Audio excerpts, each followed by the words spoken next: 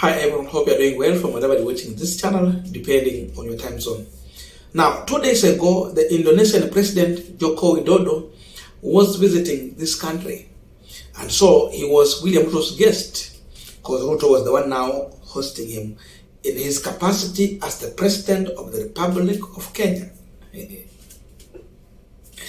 And after the visit, the Indonesian president decided to go and pay his respect to the Muslim of the founding father, the late President Mzee Jomo Kenyatta at Parliament building. Alikuwa huko na mliona watu wenye walimsindikiza, hata wetangu sasa akiwa ni yeye ndio mkubwa wa National Assembly akakuwa hapo pale. And the president was giving his last respect at that Muslim.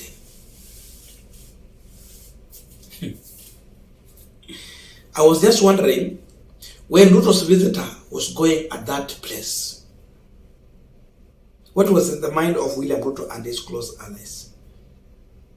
What was he thinking about?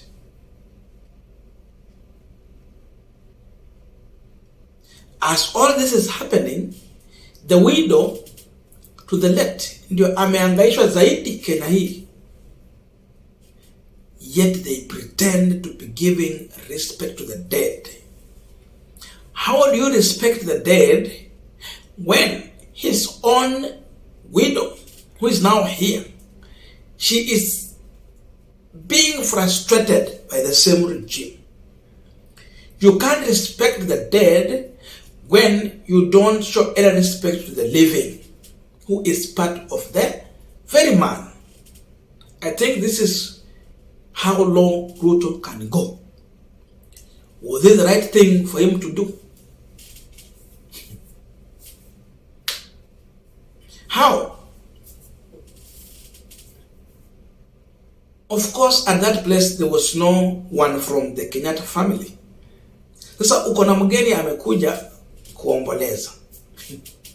Further questions, eh? Sasa akiuliza huyu mzee alikufa aje? Who will explain that? Mama ngine hakuwa hapa aseme hiyo maneno, ametengwa, hako mbali. So just many questions that people are now raising after that visit at the mausoleum. Who will answer those questions? Mzee aligojeka aje? Nini ili happen? And how was the situation? So ni Ruto ndiye atakuwa anajibu hapa ni nani? Nani mwenye atapewa hiyo pole sasa? Kuambiwa pole kwa ile msiba ambayo ilikuwa. Ni Ruto ama ni mama ngine Kenyatta ndiye anafaa pate hiyo pole from the Indonesian president? Those are the questions. And while Ruto is taking the Indonesian president to that mausoleum, is he telling him that the widow to the left amenyang'anya security yake na yeye? I think ilikuwa kumbuka mwambie pia hivyo that even the widow tumenyang'anya security, hana security. I look at this and I feel that this government is going too low. I think they should have just avoided taking the Indonesian president to that mausoleum, because it is so embarrassing. They cannot confess and tell him that huyu hana security, because hata nilikuwa naangalia, we have a lot of these images of the heroes that we are celebrating in this country. How do you have that monument when the family is still in big problem? Wengine hata hawana mashamba. Mambo kama kwa mfano ya Mukami, though Raila did a lot, mjengea nyumba and many other things. When you have those monuments and these families have nothing to celebrate. But now come to this one. Huyu anaangaishwa ndiye alikuwa the first president, and the family is suffering in the hands of Ruto's administration. So they have gone too low, and I think these people are encouraging curses in their own families and in their government. They are waking up the ghost of Kenyatta in the Statehouse. That's my view. As we continue this discussion, just a quick request for those who are watching and you have not subscribed, please consider subscribing. To our returning subscribers, I must say thank you so much. And again, to all our viewers, please give this video a thumbs up. Thank you so much. And back to this discussion. You know, the right thing that Ruto would have done, it was to keep his war with Uhuru Kenyatta ikiweka hiyo level yao. They are fighting each other as the retired president and the current president. So the fifth versus the fourth. But going extra step further to launch an attack on someone's mother, a widow, that was too low for William Ruto. And with this alone, anytime he touch on anything that is bringing in the spirit and the image of the Kenyatta, it encourages such kind of discussion that we are talking about here today. By the fact that he launched an attack on Mama Ngina Kenyatta, he should avoid anything that is touching on the Kenyatta family when it comes to national functions. Hiyo mwili bado huko, by the way. Labda wanaenda pale, it's an empty tomb. Ruto is going too low. And he's the one who encouraged all this drama. So he's still now bringing it in the mind of Kenyans to start asking this question. And that's why we are discussing it here. Kwa nini walinyang'anya Mama Ngina Kenyatta her security? And what respect can you give to the dead when the living is suffering? Hata kama angeongeza miaka ingine 2, 5, 10, ataongeza na hii kuangaishwa. So it forces Uhuru Kenyatta to share his security with the mother, because now the mother is suffering. Imagine hawajaguza security ya Uhuru, lakini walienda kunyang'anya ya mama yake. So it means you touch where it pains the most. Guza mama ya mtu ni kama unaguza live wire. So he did it. I'm just wondering, when Ruto will be in retirement and the mother is alive, then someone does the same thing to his mother, how would he feel? Na yeye ako hai, badala ya kudili na yeye.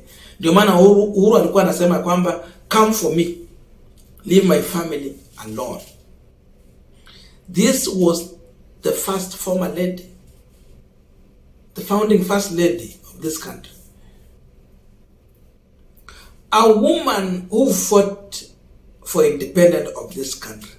A woman who fought for women to have a chance even in the security forces. Saizi tunaona polisi wako wanawake. Mnajua vile walifika huko kweli? It was because of Mama Ngina Kenyatta. And at one point, some of these soldiers are giving those stories. So you would see and ask, ni nini yenye ambayo ifanyia nchi? Maneno mengi tu. But alikuwa anapewa security because even the husband alikufa akiwa bado ako kwa power. So whoever advised Ruto to allow the Resignation president to go and give his respect to that Muslim at Mzee Kenyatta's resting place, he made a big mistake. That was a disservice. It should have never happened. But because these people are too much ignorant, that's how far they can go. So they still want to relate with the Kenyatta. How? It cannot. It's like day and night. Just leave the Kenyatta family to be in peace. Because the more you go to that site, you take your visitors there. What are you telling the family when you have launched an attack on them? What kind of message are you sending to the family? So they are invoking the spirit of Kenyatta now to come out. Kenyatta will just be turning in the grave. That's what we are seeing here. So Ruto went too low. He should have avoided associating himself with the Kenyattas and any other individual close to that one by avoiding his visitor to go to that place. And this is how someone is just failing. You can't fight evil just because you are in power. Hata Uhuru hakufanya hii mambo kwa Ruto. But because he wanted to send a message to someone, he wanted to launch, Ruto ni mtu wa revenge. He was launching a revenge. So because of launching a revenge, you touch on other issues that come up later to expose your ignorance. Because if you know what you're doing is going to affect the family directly, like what links in the Kenyatta into this matter, you touch on Mama Ngina Kenyatta. So you invoke the spirit of the Jomo Kenyatta founding father. Si alikuwa anajua hiyo itafanyika. And now look at the egg on his face.